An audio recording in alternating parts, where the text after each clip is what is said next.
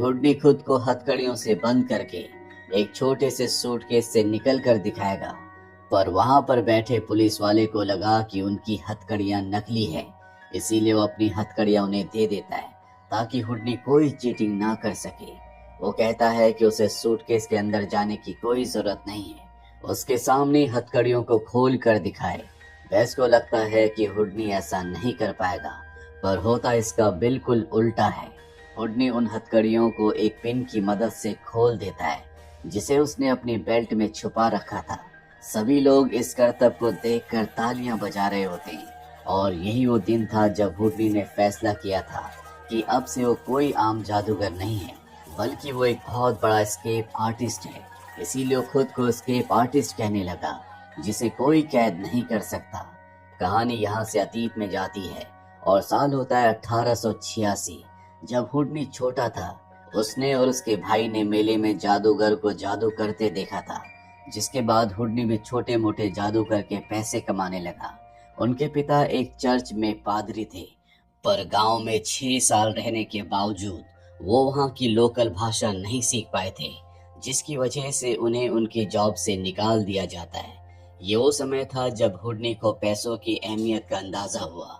वक्त बीतता रहा और साल 1894 में उसने बेस को एक मेले में डांस करते हुए देखा, और इसी दिन उसने फैसला कर लिया कि वो उसी से शादी करेगा। वो बेस को प्रपोज करता है और दोनों शादी कर लेते हैं, पर क्योंकि हुडनी यहूदी था, इसीलिए बेस के घर वाले उसे यहूदी से शादी करने के लिए घर से निकाल देते हैं।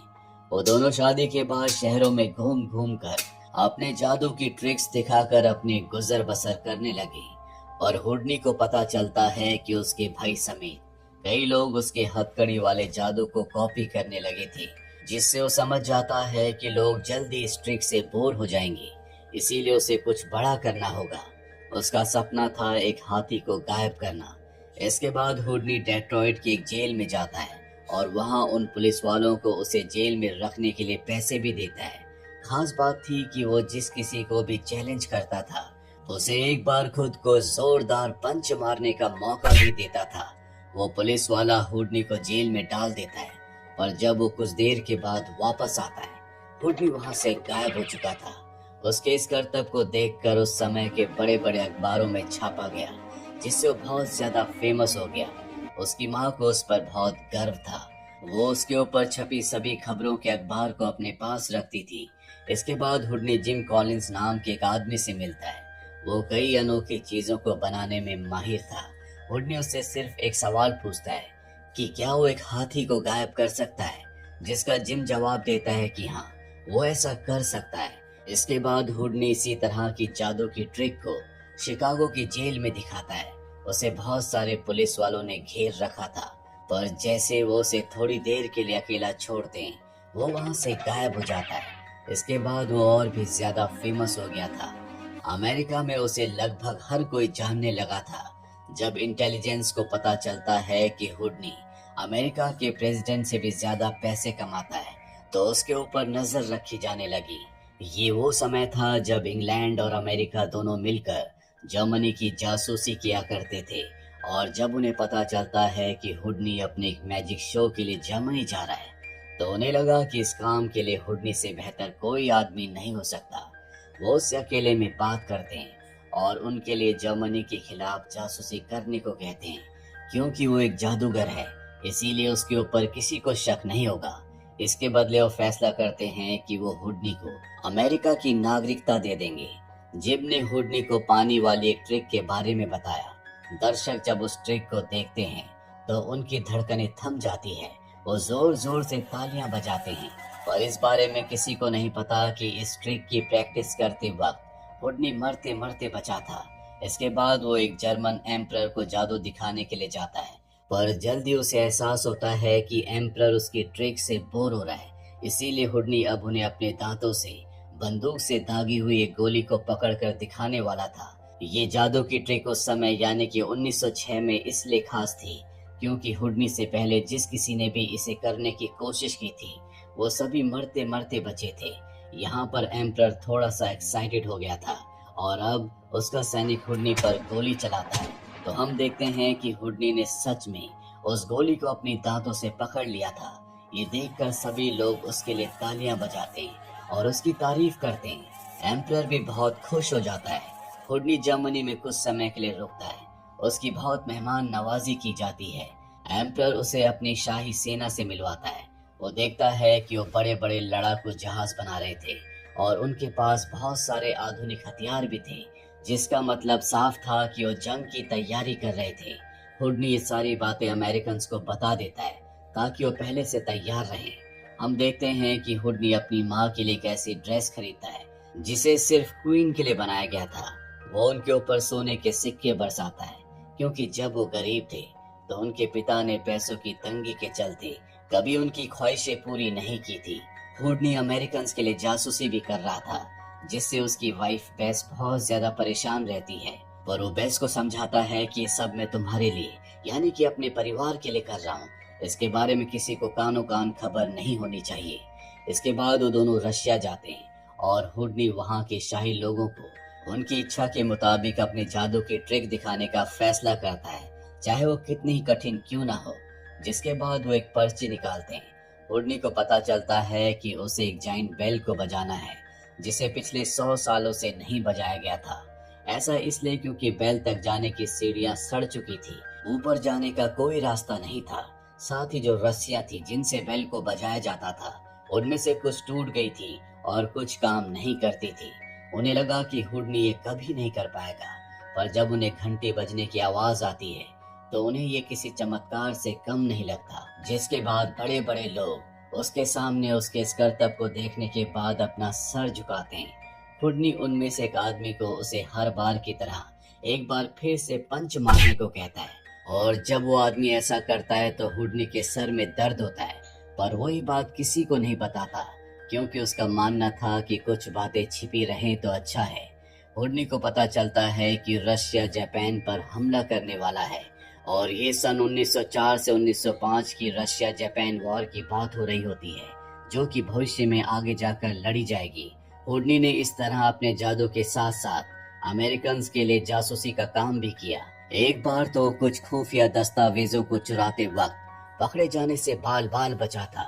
हुडनी जिस तरह हर बार अपने शोज में अपनी जान को खतरे में डालता था, उसकी वजह से बेस को उसकी बहुत चिंता होने लगी थी और उनके बीच कभी कभी आर्ग्यूमेंट्स भी होने लगे। पर शायद यही इनकी समस्याओं का अंत नहीं था। 1914 तक आते आते लोग मैजिक शो से बोर होने लगे थे, और जहां कभी हुडनी को देखने के लिए हजारों लोगों की भीड़ हुआ करती थी, वहां उसके लिए 100 लोगों को भी थिएटर में लाना मुश्किल हो रहा था। 1914 वो समय था जब चार्ली चैपलिन मिडिल क्लास लोगों में बहुत फेमस हो रहा था, क्योंकि चार्ली की फिल्में देखने के लिए लोगों को जादू के शो देखने जितनी महंगी टिकट्स नहीं खरीदनी पड़ती थी। उसे कई लोगों ने हिदायत दी कि अब उसे छोटे थिएटर्स में परफॉर्म करना चाहिए, पर हुडनी ने कभी छोटा सोचा ही नहीं था। इसीलिए वो फैसला करता है कि अब वो बाहर जाकर शोज करेगा। एक दिन लोगों की भीड़ के सामने वो खुद को लोहे की बेड़ियों में बांधकर एक जमी हुई झील में कूद जाता है, और अब जिस जगह से उसे बाहर निकलना था, जहां पर बर्फ को तोड़ा गया था, वो उस जगह से पानी के बहाव की वजह से दूर निकल जाता है। पर फिर भी किसी तरह से वो बाहर निकलने में कामयाब हो जाता है। हुडनी ने अब स्ट्रेट जैकेट से बाहर निकलने की ट्रिक भी ढूंढ ली थी। ये एक ऐसा जैकेट होता है जिससे बाहर निकलना लगभग नामुमकिन है। उस जैकेट से निकलने के लिए हुडनी को अपने हाथों की हड्डियों को डिसलोकेट करना पड़ता था, जिसमें उसे बहुत दर्द होता था। पर उसने दर्द की कभी भी परवाह नहीं की, न ही उसने ऑडियंस के सामने उसे आने दिया। बेस उसे हर दिन इस तरह अपनी जान को खतरे में डालते हुए देखकर उससे बहुत नाराज हो जाती है और उससे बात करना बंद कर देती है। हुडनी को भी बेस पर गुस्सा आता है। वो उसे समझाने की कोशिश करता है कि यही उसका काम है, वो एक स्केप आर्टिस्ट है, ना कि कोई सर्कस का जोकर। पर फिर भी वो बेस से वादा करता है कि वो इस तरह के शोज अब नहीं करेगा। बेशक हुडनी ने खतरनाक स्टंट्स को करना बंद कर दिया था, पर फिर भी उसने जो कुछ भी किया था वो हमेशा बड़ा ही था। साथ ही उसने हाथी वाली ट्रिक को भी अब सबके सामने कर दिया था, जिसके बारे में उस समय के बड़े बड़े अखबारों में हुडनी की चर्चा हुई, क्योंकि वो हाथी दोबारा कभी नहीं मिला। उसके शोज देखने के लिए बड़े बड़े लोग आते थे, और उन्हीं में से एक नाम था सर आर्थर कोनन डॉयल, जो कि शेरलॉक होम्स के राइटर थे, जिनकी किताब आगे चलकर बहुत ज्यादा फेमस हुई। उनका मानना था कि हुडनी सिर्फ एक स्केप आर्टिस्ट नहीं है, वो जो करता है वो किसी चमत्कार से कम नहीं है। आर्थर को अलौकिक शक्तियों जैसी चीजों पर विश्वास था। हुडनी को ये सब सुनकर थोड़ा अजीब लग रहा था, क्योंकि उन्होंने जो शेरलॉक होम्स बुक लिखी थी उसमें पूरी तरह से लॉजिक भरे हुए थे। उसमें किसी भी तरह की ऐसी कोई चीजें नहीं थी जिसमें अलौकिक शक्तियों का या किसी दूसरे अंधविश्वास या चमत्कारों का उल्लेख हो। वो आर्थर को समझाता है कि वो जो कुछ भी करता है वो सिर्फ एक छलावा यानी कि ट्रिक है, उसमें कोई चमत्कार नहीं। आर्थर वहां से चले जाते हैं। कुछ देर के बाद हुडनी को पता चलता है कि उसकी मॉम की मृत्यु हो चुकी है, जिससे उसे बहुत दुख होता है, क्योंकि उसकी मॉम हमेशा उस पर विश्वास किया करती थी। उन्हें हुडनी के ऊपर पूरा भरोसा था। हुडनी का भाई उसे बताता है कि वो मरने से पहले किसी बात के लिए माफी मांग रही थी, पर वो किस बात के लिए माफी मांग रही थी ये बताने से पहले उनकी मृत्यु हो गई। आर्थर ने हुडनी को बताया था कि वो आत्माओं से बात कर सकता है। आर्थर कहता है कि तुम्हें अपनी मॉम की आत्मा से बात करनी चाहिए, तुमने अपने शोज में कई बार आत्माओं से बात की है। और हुडनी उसे बताता है कि आत्माओं से संबंधित उसने जितने भी शोज किए थे वो सब एक ट्रिक थे, उसमें कोई सच्चाई नहीं थी। और इस बात का उसे बहुत दुख होता है कि उसके पास ऐसी पावर्स नहीं है, क्योंकि अगर वो ऐसा कर पाता तो शायद अपनी मॉम की आखिरी बात सुन पाता। और अब इसी साल 1914 में फर्स्ट वर्ल्ड वॉर की लड़ाई शुरू हो जाती है, जो पूरे 4 साल चलती है, जिसमें करोड़ों लोग मारे जाते हैं। हुडनी ने जिन रशियंस के सामने अपना मैजिक शो किया था उनके परिवार को ढूंढकर मारा जा रहा था। हुडनी ने जो भी जासूसी अमेरिकन के लिए की थी वो उनके बहुत काम आ रही थी। इसीलिए अमेरिका के जो प्रेसिडेंट होते हैं वो व्हाइट हाउस में उसे चाय पर बुलाते हैं। हुडनी अब फिल्में भी करने लगा था। वो अपनी फिल्मों में स्टंट्स कर सकता था जो शायद चार्ली चैपलिन कभी नहीं कर पाता। इसीलिए धीरे धीरे उन दोनों के फैंस में बहस होने लगी कि उन दोनों में सबसे बड़ा सुपरस्टार कौन है। इतना सक्सेसफुल होने के बाद भी हुडनी हमेशा अपनी मॉम को याद किया करता था। एक दिन वो कुछ ऐसे लोगों के पास जाता है जिनका दावा था कि वो उसकी मरी हुई मॉम से बात कर सकते हैं, पर धीरे धीरे उसे एहसास होता है कि ये सब छलावा है। वो लोग भी वही ट्रिक कर रहे थे जो वो अपने शोज में कर चुका है, पर उसमें और बाकियों में फर्क था। वो अपनी ट्रिक से लोगों का मनोरंजन किया करता था और ये लोग दूसरों की फीलिंग्स के साथ खेलते हैं। हुडनी मीडिया के सामने उन सभी को चैलेंज करता है कि अगर उनमें से कोई भी उसकी मरी हुई मॉम से उसकी बात करवा देगा तो वो उसे $10,000 देगा, जो उस वक्त में बहुत बड़ी रकम थी। वो अपने इस दावे की वजह से बहुत चर्चा में आ जाता है। बहुत सारे लोग उसके पास आते हैं, पर वो उन सब का पर्दाफाश कर देता है। बीच बीच में वो अपनी लिखी हुई किताब का प्रमोशन भी करता है, जिसमें उसने अपने उन सभी ट्रिक्स के पीछे के राज बताए थे, जिसे वो लोगों को दिखाकर इतने समय तक पैसे कमाता रहा। इसीलिए बहुत सारे लोग उसके दुश्मन बन गए थे। एक दिन पार्टी में आर्थर और हुडनी एक बार फिर से साथ बैठे थे। आर्थर की पत्नी लेडी जीन का दावा था कि वो आत्माओं से बात कर सकती है। हुडनी अंदर ही अंदर उस पर हंस रहा था। उसे लग रहा था कि शेरलॉक होम्स जैसी किताब लिखने वाला आदमी इतनी बचकानी बातों पर कैसे विश्वास कर सकता है। कुछ देर के बाद वहाँ एक औरत आती है जो हुडनी के हाथ को देखकर बताती है कि जल्दी उसकी मृत्यु होने वाली है, पर हुडनी हंसकर उसकी बातें टाल देता है। साथ ही वो फैसला करता है कि एक बार वो आर्थर की पत्नी लेडी जीन को भी आजमा कर देखेगा।